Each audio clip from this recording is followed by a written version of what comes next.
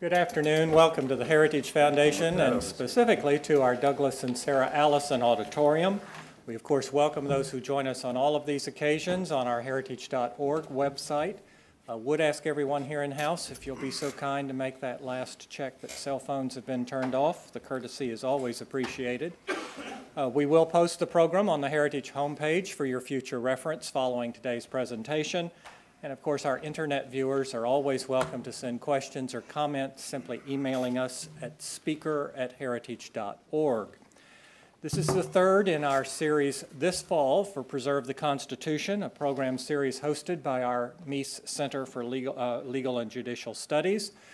This year, we also have coincided the series with the production of our revised Constitution Guide, reflecting 10 years of casework that have occurred since the time of its original publication. And during this series, we'll have these copies available if you would like one for purchase at a special cost of $20 each. Hosting our program today on the future of the Supreme Court decisions is our John Malcolm, who is the Ed and Gilbert and Sherry Lindbergh Gilbertson Senior Fellow, and he is also director of the Edwin Meese Center for Legal and Judicial Studies. Prior to joining Heritage, he held a variety of positions, including serving as a Deputy Assistant Attorney General in the Criminal Division at the U.S. Department of Justice, an Executive Vice President in charge of anti-piracy operations at the Motion Picture Association of America, and the General Counsel at the U.S. Commission on International Religious Freedom. Please join me in welcoming John Malcolm. John?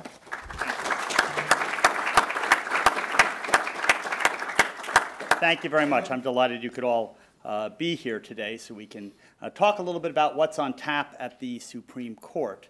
I could, of course, given the two panelists that we have here, spend the better part of the hour introducing them and talking about all that they have done, but then you would certainly be missing the main event, so I'm going to keep these introductions way shorter than either of them deserves. We will then go back and forth and have a general discussion about cases rather than presentations, and then time permitting, we will of course take questions from the audience.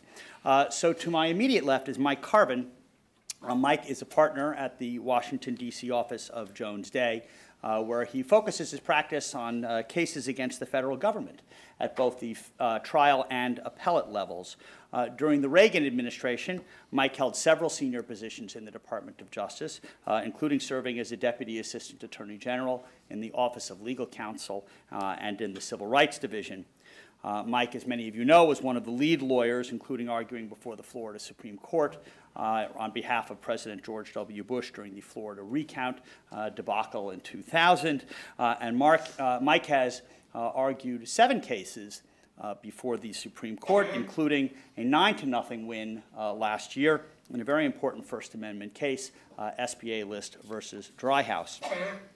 Paul Clement, to my far left, is a partner at the law firm of Bancroft PLLC, where he focuses on appellate litigation and constitutional litigation. During the presidency of George W. Bush, he served first as Principal Deputy Solicitor General under Ted Olson, and then succeeded him as the 43rd Solicitor General of the United States. Last year, Paul argued 5 cases before the High Court, including the Hobby Lobby case, the Aereo case, which dealt with retransmission rights, and a somewhat strange case involving a woman named Carol Ann Bond and the Treaty Clause and the Chemical Weapons Implementation Act. And early next month, Paul will be arguing his 75th case before the Supreme Court of the United States. So please join me in welcoming our panelists here today.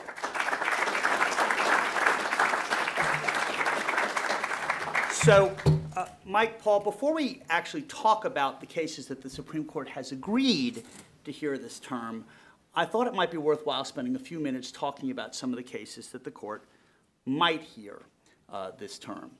So far, parties in 5 states have asked the court to review, to take up the issue again of same-sex marriage and whether or not the Equal Protection Clause and Due Process Clause of the 14th Amendment prohibit the states from using the more traditional definition of marriage and refusing to recognize same-sex marriages from other states. And the court also may hear several additional challenges to Obamacare, one involving the Origination Clause. There's another issue about whether or not the federal government can subsidize the people who purchase insurance through the 27 states that use the federal exchanges. And of course, there's the Little Sisters of the Poor and the revised accommodation under the mandate. Now, to Paul, since you argued NFIB and Windsor and Hobby Lobby, this must seem like, to quote a noted philosopher, Yogi Berra, deja vu all over again. And I'm curious what you guys think about the likelihood that the court is going to take up these cases and how they might approach these issues. Well, I'll kick it off, and thanks, John. It's great to be here again.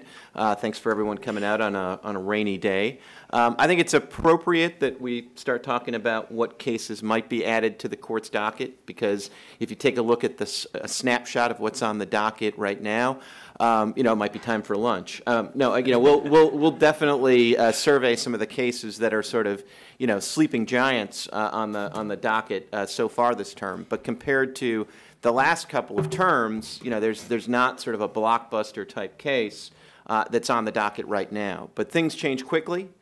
Right now, you're really taking a snapshot of the court, and they have maybe 60% of the cases that they will ultimately have at the end of October term 2014.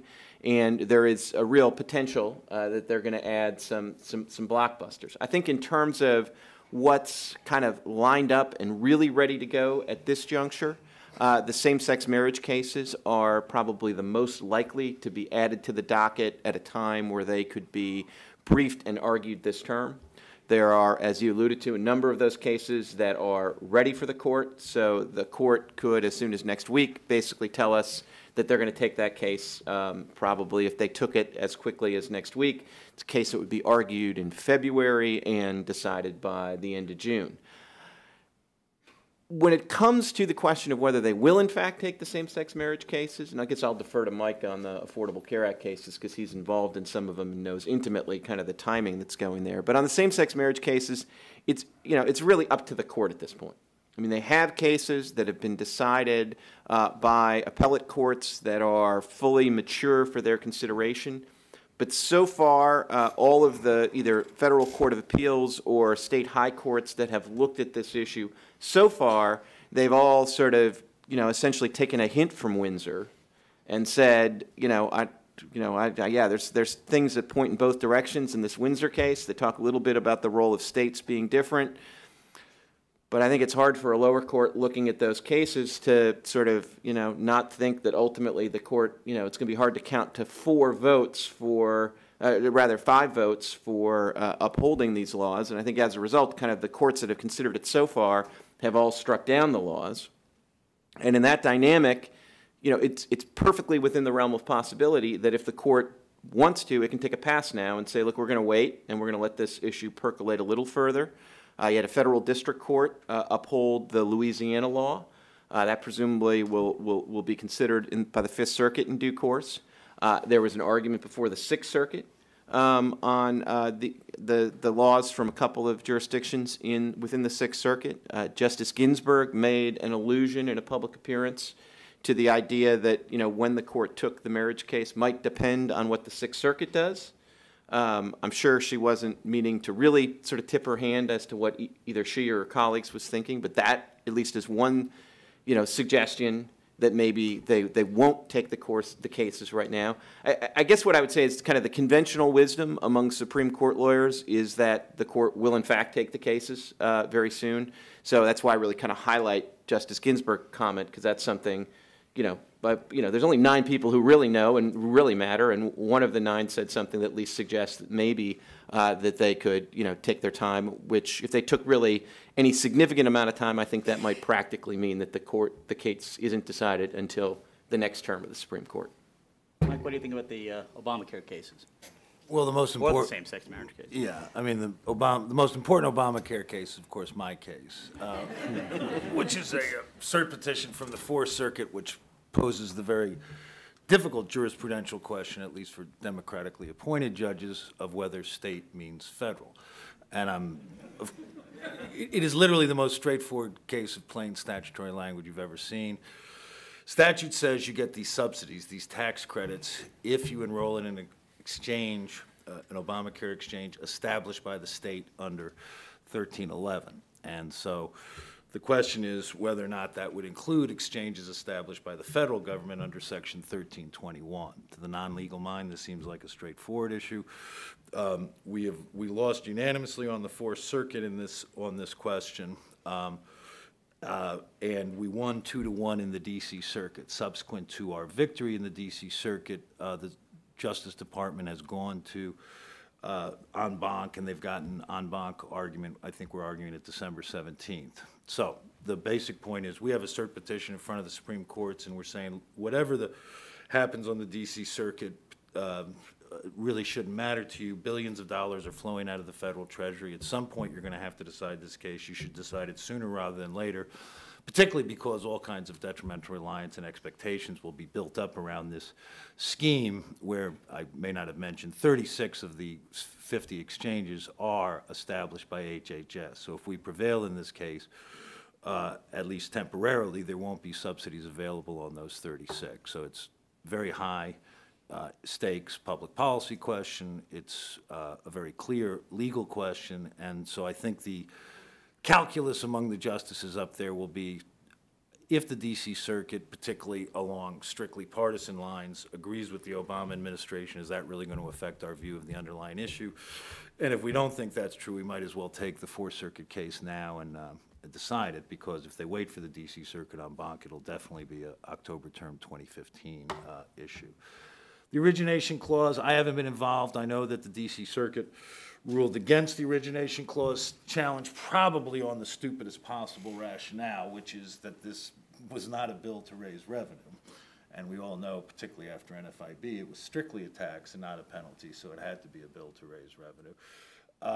And there's a host of other taxes in the case. And I think there's an argument sometime in the next couple of months in the Fifth Circuit whether they take it. I view these cases as relatively long shots in all candor. I think they've got very strong textual arguments, but if I'm not mistaken, agreeing that this maneuver under the Origination Clause, to be specific, all revenue-raising bills have to originate in the House. What happened under Obamacare was all they did was take some completely unrelated 5-page bill that had come up from the House and did a amendment in the nature of a substitute and put in the 2,000-page Obamacare legislation. The question is whether or not that really means that it originated in the House. They've got strong logical arguments. I think the status quo probably argues strongly against them, because I think there's a whole lot of laws that would be constitutionally jeopardized if they struck down Obamacare on Origination Clause grounds. What about, before we leave Obamacare, what about the future accommodations in the not-for-profits, the Little Sisters of the Poor case? So you had in the Hobby Lobby case, the majority assuming for the sake of argument that the government had a compelling interest in citing as at least one of the less restrictive means available to them, the very accommodation at issue in the Little Sisters case. Of course, those cases are now continued, and there was a stay issued in the Wheaton College case suggesting that perhaps that accommodation wasn't good enough. Do you think that so soon after Hobby Lobby that the court's going to be anxious to weigh in on that dispute? What do you think of that? I think they might well weigh in, and I suspect that's going to be because there's a lot of splits in the circuits when this all unwinds. There's a number of cases pending in various circuit courts of appeals at various stages of being decided. One of the complications is, in the wake of Hobby Lobby, the administration changed its reg for for-profit companies, what they have to do. For religious organizations, what they have to do. We don't think that's a material change, but it's yet another wrinkle in these cases. But whether it's this term or next term, one of these cases I think is going to get to the court, because I think this, again, the stakes are very important. It's an important question under RFRA. They just waded into that with Hobby Lobby. And I bet a fair amount of money there's going to be a split in the circuits on it. Okay. There are a couple of other issues that might make it to the court this term. I'd be curious your thoughts about the justice's stomach for weighing in on these issues. One of them was after the Fisher case, the racial preferences case. It was a remand to the Fifth Circuit. The Fifth Circuit has now, in a divided opinion, upheld the university's practices of its admissions policy. And there are also several abortion cases that have been out there and getting sort of divided treatment among the circuits about whether or not a state can require practitioners in abortion clinics to have admitting privileges into local hospitals. I'm curious whether either of you think that the court will be tempted to take up those issues this term. I'll start with Fisher, and then Fisher's the case came out of University of Texas and came up and was argued 2 terms ago, and we waited 8 months for the opinion, and came out. Basically, was a big pile of nothing. Didn't say anything. Sort of recited the standard and sent it back to the Fifth Circuit and said, "Take this seriously." 2 members of the panel on the Fifth Circuit didn't take it seriously and issued the same kind of majestic generalities to justify diversity and this additional racial preferences. My own hunch on whether or not the court gets into it is whether or not 5 of them are willing to, at this point, not overturn the Michigan cases, which gave universities very broad discretion in this area, but at least interpret the Michigan cases, which is quite easy to do, to require something other than kumbaya-like sensitivity arguments to justify racial preferences. Might actually require some proof that increasing your minority presence in this university might actually affect student achievement and the stuff. If they didn't have the stomach to do that, when Fisher was first up there, will they have it now? I really don't know. But I think if they grant, I think we can expect a more substantive decision than we got in the first Fisher case, because otherwise it would be a pointless grant. Paul, what do you think about the Fisher case or the abortion cases? I think with respect to the Fisher case, I think you really have to, I think the way the court would be thinking about this is, when they decided Fisher, there's really 2 scenarios. One scenario is they got that case up there and they really decided, it just wasn't the right vehicle to make, particularly good law, either because, there weren't 5 justices cleanly to zig or to zag or for whatever reason. So if that's the scenario that really explains why they had sort of a, kind of a vote of present as opposed to, aye or nay when they had the first Fisher case, if that's the explanation, then I don't see why they would wade back in. On the other hand, if it was one of those things where, they were really trying to give a hint to the Fifth Circuit to, could you just sort of straighten this out for us? We're not quite ready, but we're going to kind of give you the mood music to kind of come out the other way. Then I think they're inclined to probably take it back up and try to explain we sort of meant it when we said that you should do this over. And that's been the Chief's pattern, not to just to footnote that, sort of give you 1 strike, Shelby County, and then come back, and if nobody's gotten the hint, then certainly did it right. there.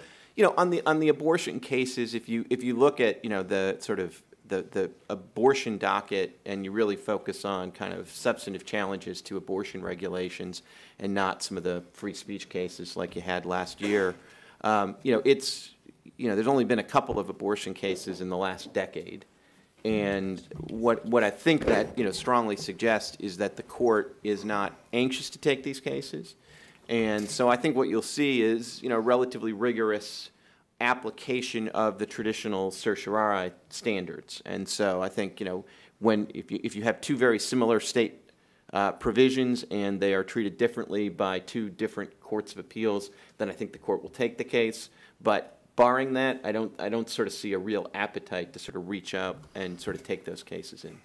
Okay. Well, why don't we turn our attention now to some of the cases that the court has already agreed to here. And Mike, let's start with you.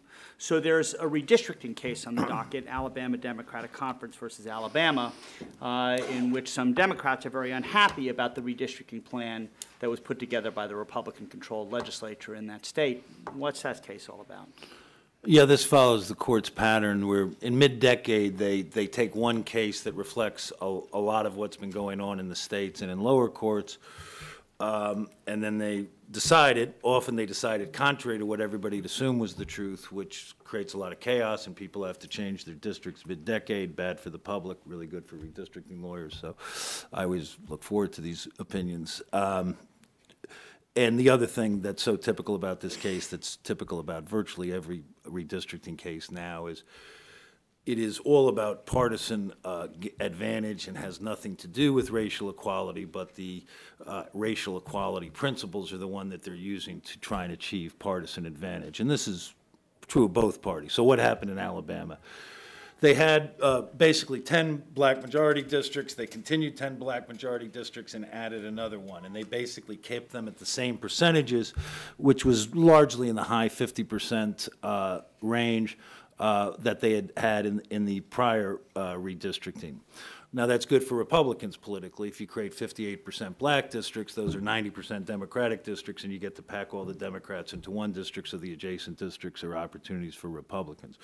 For the same reason, they're bad for Democrats. So Democrats are challenging these majority-minority districts under a combination of Shaw and vote dilution theories. In other words, the traditional Shaw case was, we've created a majority black district unquestionably enable to help black voters, and whether or not that survives. Here they're sort of making the opposite argument. Keeping these in the high 50s is not helping black voters. They're saying that these are packing black voters. And the key point there to understand is, again, that's got nothing to do with empowering racial voters. Packing typically meant in the Old South, you would have a 70% black district, and if you had taken, say, 25% of that black vote and shifted it to another district, you'd have 2 majority black districts instead of 1. Here, nobody's proposed a plan that has more majority black districts. So what do they mean by packing? Why don't they like it if it's 60% black and they could bring it down to 50%? What they want to do is take that 10% and shift it to a district that'll elect a white Democrat. So it's, and of course, if electing white Democrats was your purpose, you would have never needed a Voting Rights Act because they were doing really well in the South. I think the court will see through exactly what's going on in terms of the particulars of the Shaw arguments, getting in the weeds a little bit. All the Shaw cases basically involve newly created black districts that were extraordinarily ugly. What's going on in Alabama is what's been going on in a lot of states, which is they're basically preserving districts that have either survived Shaw challenges or were never challenged, so it's a preservation argument, which gives the states 2 arguments that they never had before, which is our race-neutral principle here is just preserving the cores of existing districts, which we do for black and white districts, and protecting incumbents, which we do for black and white incumbents. So it's not a question of treating black districts more favorably, just the same. The other key point is, and the best defense, which I don't think Alabama really focused enough on in the district court, was under the court's Shaw jurisprudence, if politics explains what you're doing, then that's a get-out-of-jail-free card, because that means race is not the predominant purpose. And the Democrats have a real dilemma, because on the one hand, they're arguing it's a partisan gerrymander, but then they are very open to the argument, well, then therefore politics, not race, drove this. They hadn't really emphasized that a lot in the district court. I hope they do it more in the Supreme Court. Final issue is Section 5. If this was a racial purpose, Alabama says, okay, it was a racial purpose. We had to comply with Section 5, which particularly is amended, forbade us from dipping the percentages in these districts, which is a very clear understanding of particularly the amendments to Section 5. And 8 justices have said if Section 5 requires it, then that justifies any constitutional violation. I don't know how this case is going to come out.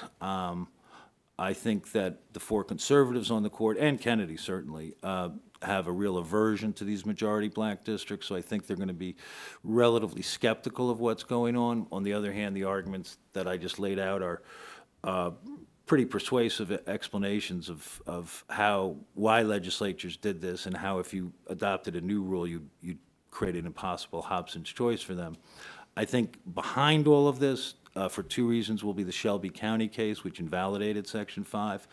And I think it'll be most important at a subliminal level, at least with the justices. As I say, 5 justices, I think, would be quite concerned that if we adopt what Alabama did, we would be basically justifying the perpetuation of these majority black districts in perpetuity. We'd never achieve a system where these would start to wither away on the vine. And I think the strongest argument to them, if that's your concern, don't worry about it, because Shelby County has invalidated Section 5. So when you get to the next round of redistricting, that will not be a justification for perpetuating these, so this can all get sorted out at the next redistricting. If you're going to sort all this out in 2022, why change the rules and start doing it in 2018? So I think it's a close call which way they go, and I think it'll have a relatively profound impact on a lot of states, because Alabama is hardly an outlier in terms of what most states did. Paul, anything to add to that? Okay. Well, Paul, there's an interesting case. Department of Transportation versus Association of American Railroads that deals with an issue that the court hasn't taken up in quite some time, which is the non-delegation doctrine. What's this case all about? Sure. So, you're absolutely right.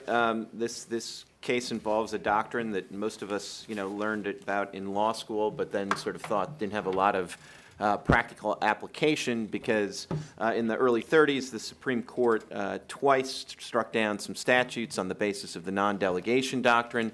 The idea that, it's a violation of the separation of powers for Congress to just tell an executive branch agency, go make some law. You have to provide them, the court's cases say, an intelligible principle in order to promulgate regulations. Otherwise, it's just a delegation of the legislative function to the executive branch. That was the high watermark in the 30s, and those cases are still good law and still get cited. But there hasn't been another Supreme Court non-delegation kind of holding since the 30s that at least accepted a non-delegation argument on the merits. Now, where the non-delegation doctrine sort of continues to have kind of purchase, if you will, is in kind of two ways. One is as a principle of statutory construction. And so sometimes, when there is essentially sort of two interpretations of a statute, one that would allow an agency to do really anything it pleased, and another that tended to constrain the agency a little bit. You can sometimes invoke non-delegation principles to put some constraints on the executive branch. And then there are little sort of sub-doctrines that have, that pop up from time to time. And one of those is the notion that even if, when you're talking about a pure delegation of authority to the executive branch, there's a lot of deference to Congress, there is less deference, substantially less deference, if lawmaking authority is delegated not to the executive branch, but to a private entity. And so another case from that heyday decade of the 30s, Carter against Carter Coal, struck down a delegation of authority essentially to the coal companies, to certain coal companies to regulate in a way that disadvantaged their potential competitors. And that's the case that the D.C. Circuit invoked in this case to say that there was a problem with a congressional delegation of some rulemaking authority to Amtrak. So there's really two ways this case can go in the Supreme Court. It can be a really interesting case about the sort of non-delegation doctrine and the extent to which, a modern court that, hasn't really applied the non-delegation doctrine very much, whether the modern court continues to think that there's this sort of no private delegations prong to the doctrine, or whether they cut back on it. And if the court kind of goes that way, it will be, a case well worth watching.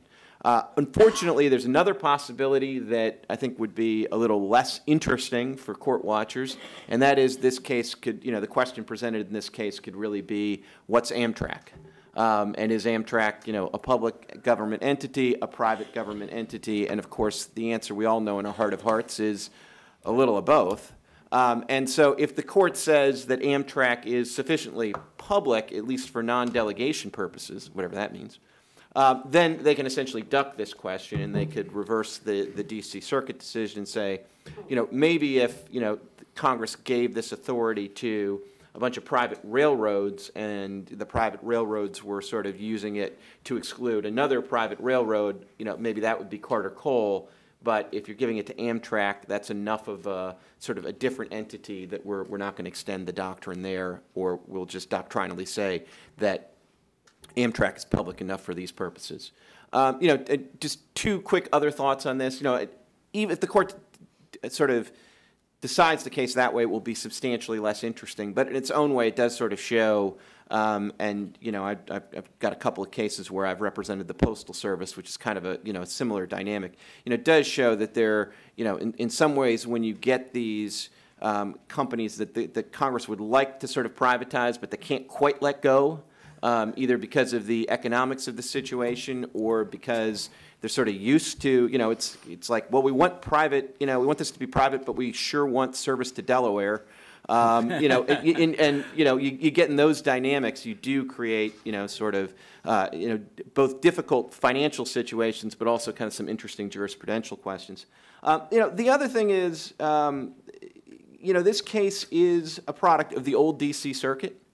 The decision here was a decision by Judge Rogers, joined by senior judges Williams and Sentel. And, I'm not sure that, the current D.C. Circuit would be quite as interested in invoking the non-delegation doctrine as this particular panel. And I think it does one thing to kind of keep an eye on, this term and in the next couple of terms is, kind of how the change in membership of the D.C. Circuit affects the relationship between the Supreme Court and the D.C. Circuit, if at all. We've gone through a period for the last 15 or 20 years where the D.C. Circuit was probably a little to the right of the Supreme Court on some of these administrative law issues, a little more, interested in invoking things like the non-delegation doctrine. A decade ago, you had a case like the Whitman case where the court struck down some EPA regulations, and the Supreme Court sort of said, no, you went a little too far there. And I think now we're going to have a dynamic for the next couple of years where the D.C. Circuit is a little bit to the left of the heart of the Supreme Court. So I think that's a dynamic well worth watching. So the court obviously has accorded legislative agencies a lot more Chevron deference. You had the City of Arlington case like that. Do you sense that perhaps the court decided to hear this case because they want to give with the one hand and take away with the other, and maybe dust off the non-delegation doctrine and give it some more teeth, or just too tough to tell? I have trouble seeing it that way. I mean, this is a case where they took the government's petition. So one scenario is they just took it because the government's pretty selective about which petitions they file, and they get about 80% of them granted, so they just took this case for that reason. The other reason, I think, is to think that maybe, the current courts, I think it's fair to say, skepticism about the non-delegation doctrine may have caught their eye that the D.C. Circuit was applying even a variant of the non-delegation doctrine to strike this down. And if that's the case, it would signal that, at least at the time they were granting it, the court was taking it with an eye to reversing the D.C. Circuit. Mike, anything to add on that? No, I don't think there's a lot of appetite to make it more muscular, the non-delegation doctrine. I think it's going to go off on Amtrak. The court has previously ruled that Amtrak is the government for First Amendment purposes, but private for Fifth Amendment due process and takings purposes. I suspect, since Occam's razor, the easiest way to reverse the D.C. Circuit is to say they're really the government. I suspect that's probably where it's going to go. So service to Delaware seems safe. Yeah. Mike, there's an interesting First Amendment case, Reed versus Town of Gilbert, Arizona, in which the Good News Church is challenging a sign ordinance. Can you talk a little bit about that case? Yeah, it's a relatively straightforward case. The trend, obviously, the last 30 years or so in the First Amendment jurisprudence is which box do you check initially to figure out the result of the case. And one of the almost fatal boxes you can get checked is if the restriction is content-based. If the restriction is based on the content of the speech, it's definitely subject to strict scrutiny. It's almost definitely dead. So the Ninth Circuit took a very odd approach to this content-based thing, and I think the court's taking the case to reverse it. The facts are basically this. This town in Arizona says, look, you can have really big signs if you're doing it for political purposes. You can have slightly, almost as big signs if you're doing it for ideological purposes, and you can have really, really big signs for homeowners' purposes. But if you're scheduling events, then you only get this 6-square-foot sign, which nobody can see from the roadway. And there's this little church out there that has, the only way they get people to come to their events is these little road signs, and nobody can see it. So they've been fighting with this town in Arizona for years. Anyway, the question in front of the Ninth Circuit is, well, is this idea that you're going to allow the size of the signs depend on the content of the speech, is that a content-based regulation? And I think the answer is yes. The content-based analysis is, are you regulating these things, signs, because you don't like signs at all? That would be a non-speech reason. But if you're going to draw distinctions among signs based on what they say, then that seems to be a content-based analysis. The Ninth Circuit, being the Ninth Circuit, got this wrong and said, well, there's really no hostility towards your ideas. They're just kind of rank ordering. Politics is more important than events. And, they treat all events the same, religious or non-religious, so that's okay. I don't think that's got a chance of surviving this Supreme Court. They've been very rigorous about content-based, first of all, assigning the label content-based to restrictions in a lot of cases, even in, most prominently in the Sorrell case out of Vermont, where it involved pharmaceutical detailing, was pure commercial speech. And then there's a precedent that I can't imagine they can distinguish, which is the Cincinnati case. What happened in Cincinnati, and this was a pure commercial speech case, they said if you want to sell real estate, we're banning all sidewalk racks if they're selling real estate, but we'll allow sidewalk racks if it's newspapers. And the court, even under the deferential commercial speech standards, struck that down. So I would suspect they would do the same thing here. There is the inconvenient fact that I always point out, which is, although the court is constantly condemning content-based restrictions, its jurisprudence is itself content-based, meaning if it's non-commercial speech, it gets higher protection than if it's commercial speech, so the level of scrutiny they give to it is based on the content of the speech. I think their answer is, well, we're the court and we can do what we want. But I also think that there's at least 5 justices up there who are trying to get rid of this distinction between commercial and non-commercial speech, at least in terms of it being outcome determinative and how you assess the regulation. Paul, anything to add to that? No.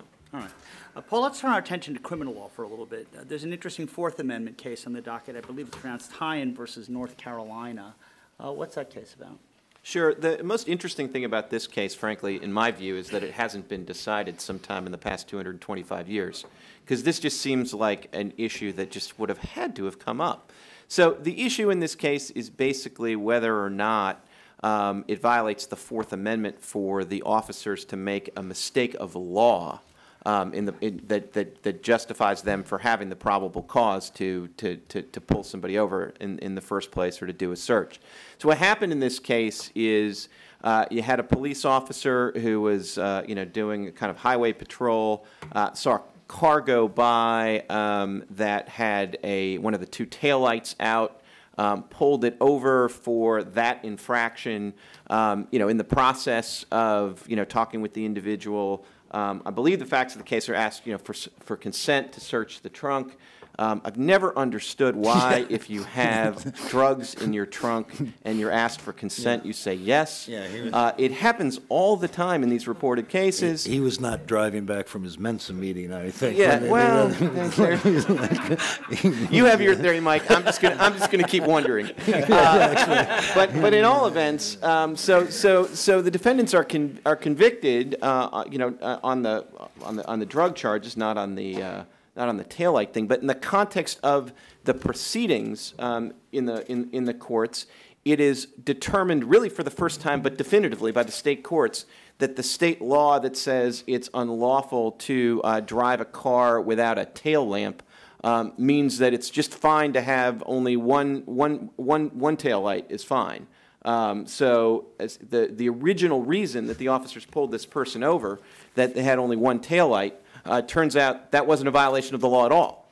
And the question is, okay, well, is probable cause for pulling this person over in the first place was that there was, in the officer's view at the time, a clear violation of the North Carolina law that the officer understood to require you to have both of your taillights functioning. It is now equally crystal clear that it's wrong, that the car was driving lawfully when it had only one taillight. And then the question is, does that turn this otherwise lawful search into an unlawful search? And like I said, to me, the amazing thing is the court didn't decide that like in, I don't know, I mean, within 10 years of incorporating the Fourth Amendment or something, because it just seems like the kind of thing that would have come up. The court has decided at least sort of, I think in some ways close question, which is that if an officer makes an objectively reasonable mistake of fact, that doesn't matter. There's a case where, they sort of went up to the 3rd floor of an apartment building and, thought that there was only one apartment there, but turns out that there were 2, and they, went into the wrong one, but they still found a bunch of stuff, and the court said that's not a Fourth Amendment violation. As long as the officers were acting sort of in an objectively reasonable manner, it doesn't violate the Fourth Amendment. So, I'm not going to really venture a prediction as to how the court's going to decide this case.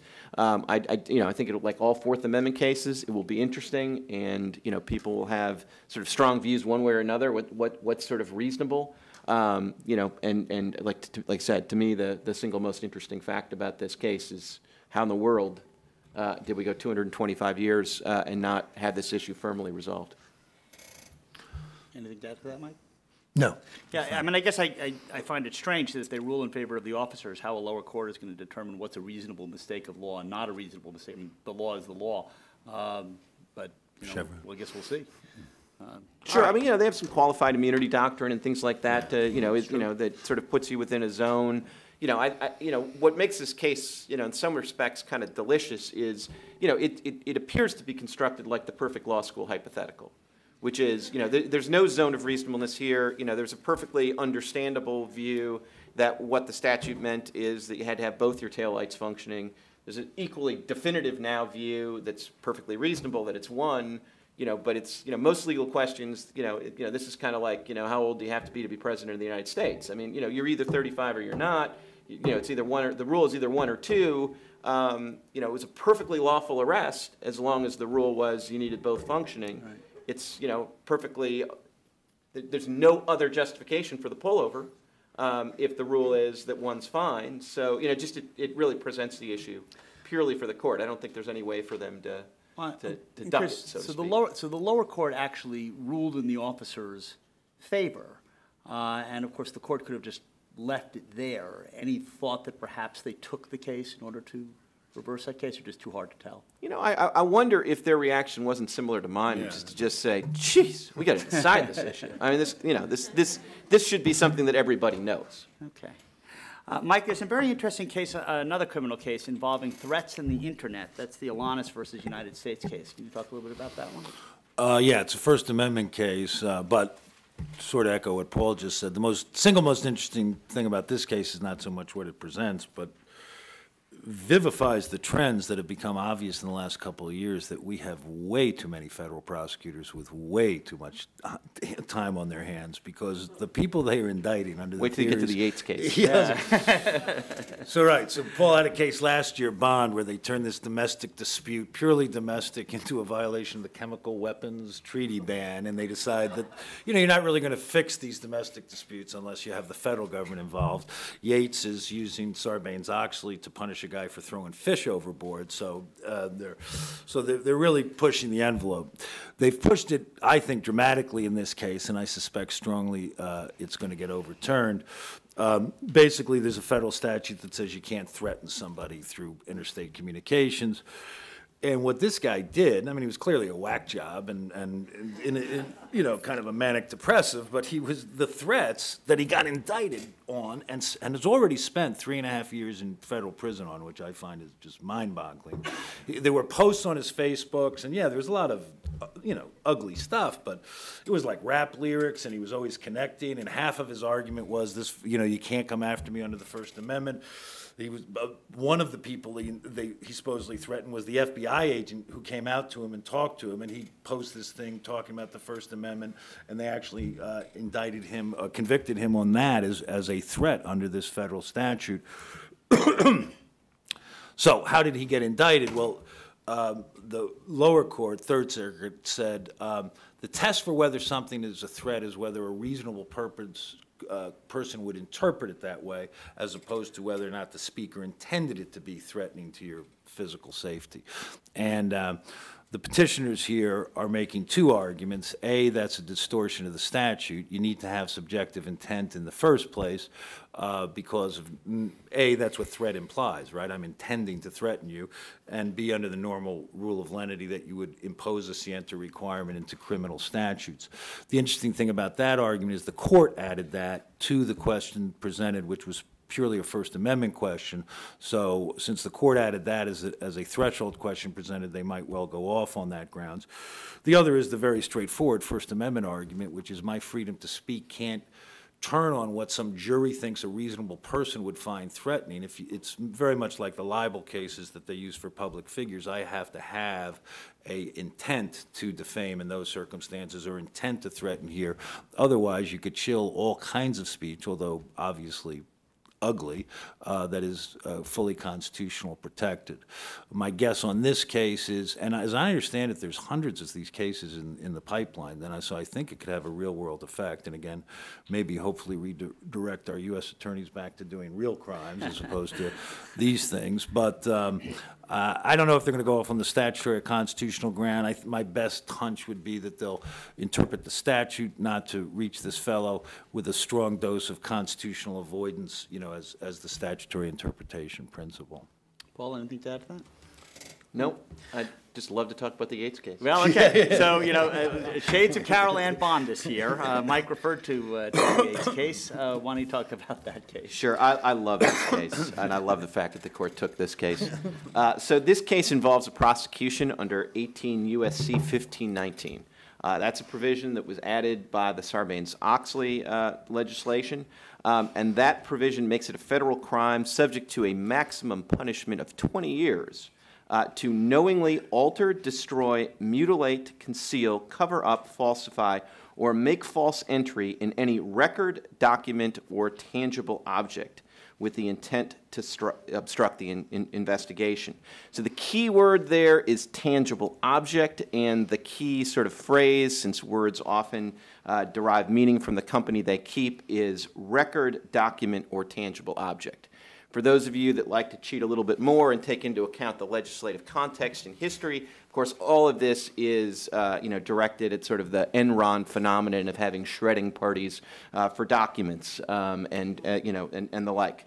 But the sort of original motivation for a criminal provision being on the books doesn't always limit the scope of federal prosecutors. The RICO statute, probably most famously, was originally designed for organized crime, and thanks to its civil provisions, is now applied to, I think, every human activity. So this is a great illustration of a prosecution that got a little bit, let's just say, outside the mainstream of what Congress probably had in mind when it passed this provision. So. To give you a little more background here, it's not just that the federal government regulates all sorts of document destructions. For those of you that aren't big fans of over-federalization of matters, you may be equally distressed to learn that the federal government also regulates the size of red groupers that may be caught and kept, at least in federal waters. They have to be at least 20 inches or you have to throw them back. You may be even more, upset to learn that not only does the federal government regulate the size of the red groupers, but it actually has a specific regulatory provision that directs federal officers how to measure the fish. So the federal government's got this covered. A deputized federal agent pulled over Mr. Yates in this case and found him to have, at least based on the measurements that the federal officer made on the boat, something like 72 undersized groupers. Some of these things were, 18 inches. I mean, if that's not an outrage, I don't know what is. But he found 72 of these things that were undersized. By the time the boat gets into, the captain of the boat is directed to go into dock and turn over the contraband. When the contraband's measured in the dock, it's now down to 69, and some of these groupers have, mysteriously gotten, much closer to 20-inch. They seem like they're now, 19 and a half instead of 18. And so, what to do in a situation like this? Well, the feds investigate a little more, and they start to strongly suspect that what the captain of the ship has done is taken a couple of these groupers, and on the way in from where he was arrested originally into the dock, has put them overboard. Perhaps substituted a couple other grouper they had somewhere else on the boat into the area where the contraband was. And so the natural thing, of course, to do is to prosecute this person under 18 U.S.C. 1519 for the destruction of a tangible object, i.e. the red grouper. You can't make this up. So the statutory question in the case is whether or not a red grouper is a tangible object within the meaning of this statute. It is, I think it's fair to say, an interesting statutory construction question because whatever else a red grouper is, it's not intangible. So there is at least a very colorable argument that a red grouper is indeed a tangible object. There is also a very strong argument, I think, based on legislative context and a couple of canons of construction that roughly say that words are known by the company they keep, that what Congress had in mind were tangible objects like records or documents. It's hard to think of a tangible object that's less like a record or a document than a red grouper. So I think there are strong arguments on sort of both sides of this case as a matter of pure statutory construction. As a matter of common sense, it seems unbelievably obvious that this is a ridiculous use of this statute, and the fact that the court took this case up in the absence of anything that looked remotely like a circuit split when the 11th Circuit said that indeed the statute applies to the red grouper, I think does suggest that the government's going to have a very hard time in this case. Okay. Mike, anything to add to that? No.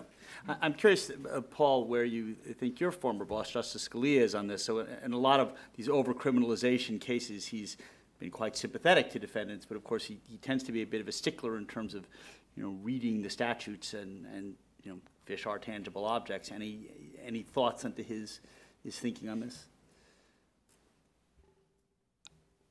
I guess I think that, there's a strong enough argument based on canons of construction that Justice Scalia has warmly embraced that, not all tangible objects are tangible objects within the context of a statute that says record, document, or tangible object, that I think he will not have sort of a textual qualm about coming up the right way. He's written or co-authored a book on statutory construction, and, I think he would almost view this as a perfect illustration of why textualism does not require the abandonment of common sense. And so I think he's going to be as tough on the government as anybody. I could be wrong, but that's I guess what I'd predict. All right, let's talk about one or perhaps two more cases, and then we'll have a few minutes to get to the questions. So, Mike, there's a case, Holt versus Hobbs, that involves the rights of incarcerated criminals to religious liberty. Can you want to talk a little bit about that case? Yeah, I think this is another case that's DOA when it gets to the court. It involves RLUIPA, which is it's very analogous to RFRA, Religious Freedom Restoration Act, but it's religious freedom for institutionalized Religious persons. Religious Land Use and Institutionalized Persons Act. I never understood why Congress put together land developers and institutional, but probably reflects their general attitude towards capital participants. But in any event, and so the problem is, of course, this is a statute that was directly, specifically designed to regulate those who run prisons or other institutions like that. And it says, just like RFRA does, that if you're going to do anything that burdens religion, it needs to be narrowly tailored to a compelling government interest, which means you need to take the least restrictive means. In this case, Mr. Holt, who I guess is converted to Islam, says that his religion requires him to grow a beard. He wants to grow a half-inch beard. The prison authorities in this case allow you to grow, in some circumstances, a quarter-inch beard, but not a half-inch beard, because that extra quarter-inch allows you to hide razor blades and other things. And they also say you can't identify the person if he grows a beard, if he subsequently escapes. And the response to that would be, we'll take a picture of him without the beard and with the beard. So it seems like a relatively 40 to 44 states have a rule that they allow beards. The federal government has a rule. The Solicitor General has come in on the side of the prisoner, which is, if you get the Obama administration to advocate religious liberty, you've done yeoman's work, and it's got to be a simple case. And someone more cynical and partisan than me might point out that, if it's Muslim prisoners, then they're very vigorous in terms of defending religion. If it's small business Christian owners, then they seem less inclined to do it. But I think given the weakness of the argument for prisons and the strength of the statutory test, I don't see a situation where this is upheld. So you think this one's a slam dunk? I think, yeah. Paul, any thoughts on that? I do think that sounds right to me. I think that there are, difficult questions in these contexts, and but the point that Mike alluded to that I think is really going to be all but outcome determinative is the fact that all of these other jurisdictions allow this. If really, you know, when Justice O'Connor was still on the court, you know, if she identified a, you know, state or local policy as odd, to use her phrase, that usually meant it was going down. Because, you know, there is this idea that, you know, if a policy is really out of the mainstream of the way other people dealing with other sort of, you know, very comparable circumstances have handled the situation, just makes it easy for the court to sort of pick that off and say, no, that's a problem. And, you know, in areas of constitutional law, that mode of analysis you can probably criticize, but you can't really criticize it in RFRA or RLUIPA, because that's actually the kind of inquiry the statute sort of calls for. You know, the government only gets to win those cases if they have an extraordinarily good reason for treating somebody in a way that violates their exercise of religion. And when virtually every other prison official in the country doesn't see the need to cut the beards, I just, you know, I think it's going to be very hard for the Arkansas Department of Corrections to prevail here. And let me just agree with Paul's general point, which is these questions generally of religious freedom in prisons, I think, are going to be very tough for the federal courts to grapple with, because on the other one hand, you obviously want to give a lot of deference to the wardens.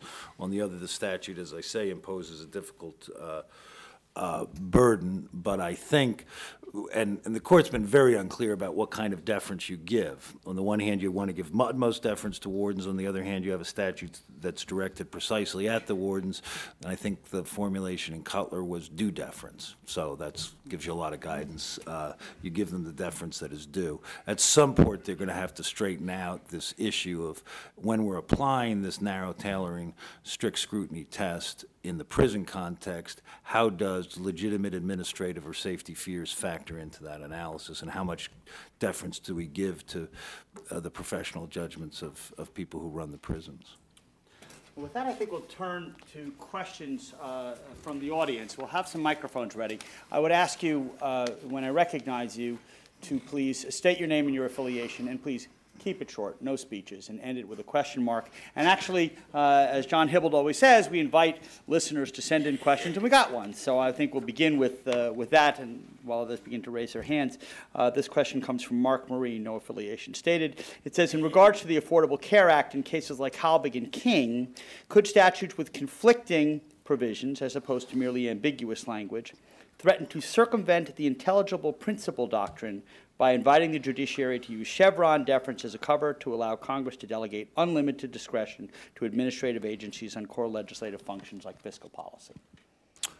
So I'm not entirely sure I'm following the question. Halbig and King are the cases that I was talking about. I think what the question is getting at is an important kind of atmospheric Chevron principle, which is, look, Chevron is about filling in the interstices of statutes, you know, fleshing out some policy judgment that Congress has already made. So you don't leave to them, in this case, whether or not the federal treasury will be out hundreds of billions of dollars in subsidies.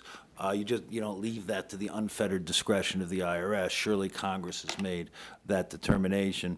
And there's a strong ancient principle that's particularly true when you're talking about monies coming out of the Treasury. Since Congress obviously has the power of the purse and is very jealous of the prerogatives, you need a very clear showing to overcome the presumption that the money should flow out of the federal Treasury, which in essence trumps Chevron deference. So in terms of big matters of public policy, particularly those relating to fiscal concerns at the heart of what Congress does, there needs to be a much more explicit showing that the expenditure is lawful than you would in another ambiguous situation. Yeah, and I guess I'd only add that, you know, for those of you, you know, who might think Chevron is just about the boringest thing to talk about and just some administrative law doctrine, I think it's worth keeping in mind that the harder it is to pass legislation, the more important Chevron is. Because, you know, if you have a world where it's not that hard to pass legislation, if an administrative agency has a fair amount of discretion to interpret a statute in a regulation in different ways, you know, it's not that big a deal, because, you know, if they're interpreting in a way that Congress doesn't like, Congress can always revisit the subject and sort of trim the executive's wings. If you're operating in an environment that sort of seems to describe the current environment, where, you know, because of the way that the houses are aligned politically and everything else, it's almost impossible to pass legislation on any subject of particular meaning, then the Chevron doctrine becomes hugely important.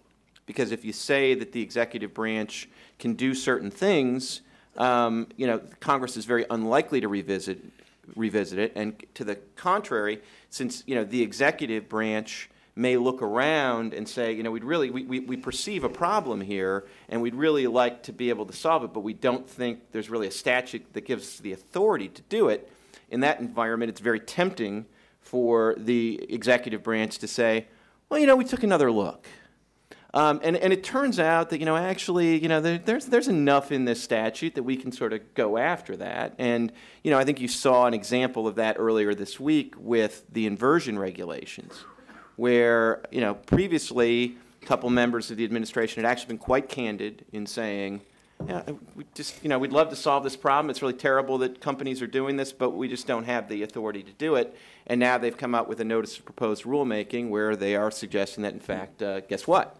We do. So I just do think there is this kind of interesting relationship between the difficulty of getting legislation passed and the importance of this Chevron doctrine. So I guess that's my 2 cents about why, you know, your eyes should not glaze over when you hear the words administrative law or Chevron, because it's actually a tremendously important doctrine. And the related quick point I'll make is obviously that if it is difficult to pass legislation that reflect precise policy judgments by Congress, what you tend to get is these amorphous legislation that says, go do good. Don't be violent to women. Don't have too much pollution. And every important policy decision is therefore delegated to the agencies. So the less Congress is willing to stand up and be accountable in terms of making the tough choices and passes laws that are nothing but majestic generalities, the more of a huge transfer of power you have from the legislative to the executive branch. Google-esque, don't be evil. We have time for a couple of questions. Let's go down here. Hi, Andrew Closter, Heritage. I guess I was hoping that either of you could comment on the mortgage bankers case of APA cases dealing with, I think it's related to what you were just talking about, the ability of an agency to change an interpretive rule fly by night without notice and comment.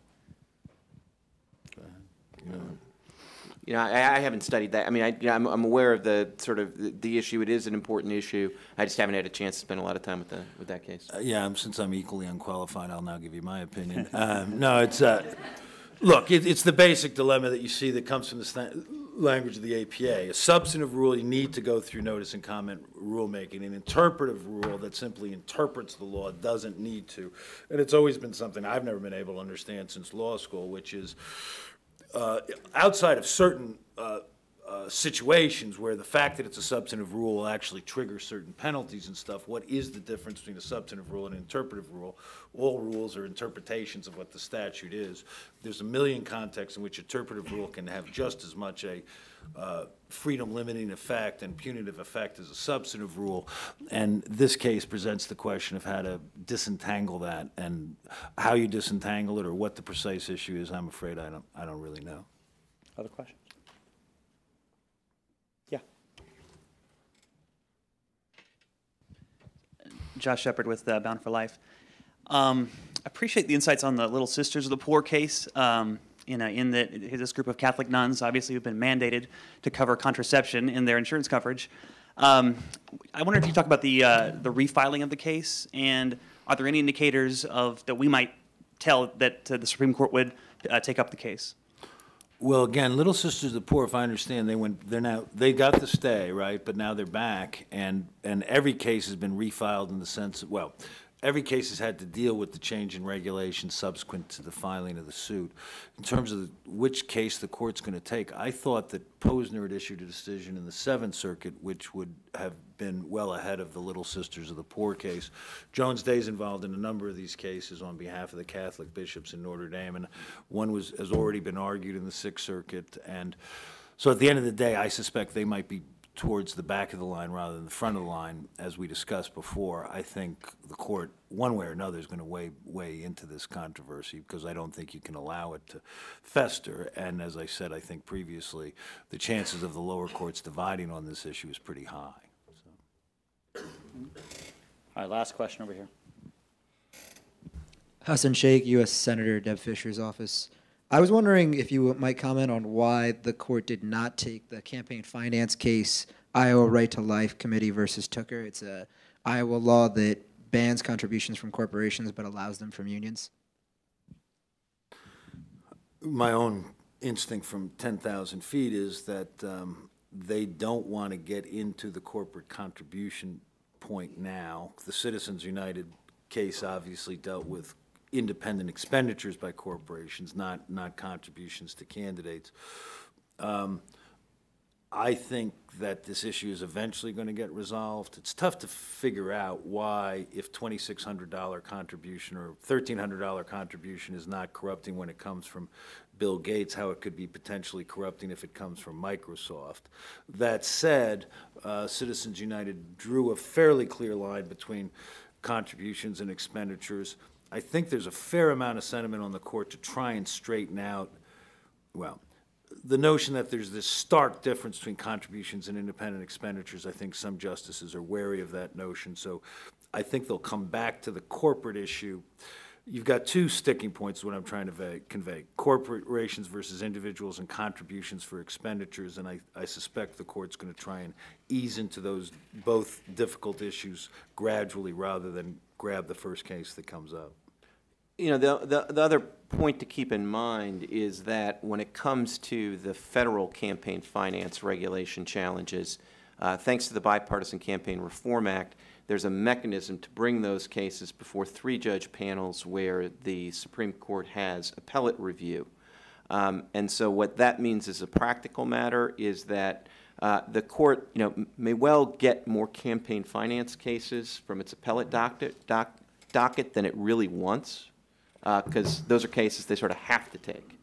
And I think that may have an influence over what they do with their discretionary docket, and they see these cases coming from the state courts. And so I think that may sort of explain why, you almost need a better than average cert petition if you're trying to get a campaign finance reform case to the court out of the state courts or or federal courts considering a state law provision, as opposed to the cases coming out of the appellate system, because the court knows we're gonna get our chance to hear a lot of these cases, maybe a few more than we want to. So let's just where we have the option to say no, let's say no. First Monday in October is around the corner. Let the games begin. Please join me in thanking our panelists.